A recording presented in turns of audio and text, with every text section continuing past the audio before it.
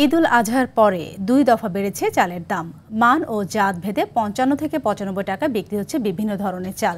বেড়েছে মাছ, মুরগিসহ বেশিরভাগ নিত্যপণ্যের দাম। এমন পরিস্থিতিতে বাজারে তদারকি বাড়ানোর দাবি জানিয়েছেন ভোক্তারা। মাহিন আরাফাতের রিপোর্ট। বৈরী আবহাওয়াতেও ক্রেতা বিক্রেতার সমাগমে মুখর রাজধানীর কারওয়ান বাজার। নিত্যপণ্যের সরবরাহ স্বাভাবিক থাকলেও নানা অজুহাতে বেড়েছে বেশিরভাগ পণ্যের দাম।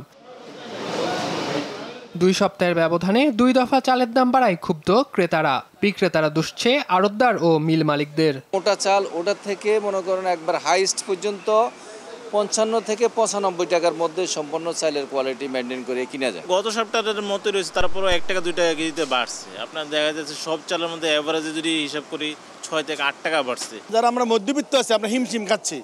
চালের দাম আগেও মাঝখানে একটু কম ছিল, এখন আবার বেড়ে গেছে।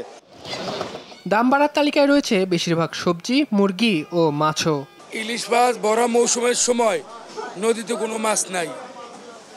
১ কেজি ২০০-১০০ গ্রাম ২৫০০ টাকা কেজি। প্রত্যেকটা মালে এই কেজিতে ১০ টাকা কেজিতে এক্সট্রা বাড়ছে আর কি। বিক্রেতাদের খোঁড়া অজুহাত মানতে নারাজ ক্রেতারা।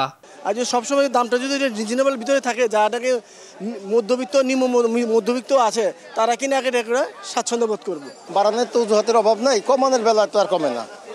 তখন তো সরকারের পুলিশ নামার লাগে, অনেক কিছু নামাইতে হয়, নামলে কমে। নিত্যপণ্যের দাম সহনীয় পর্যায়ে রাখতে সরকারের নজরদারি বাড়ানোর দাবি ভোক্তাদের। মাহিন আরাফাত, RTV, ঢাকা।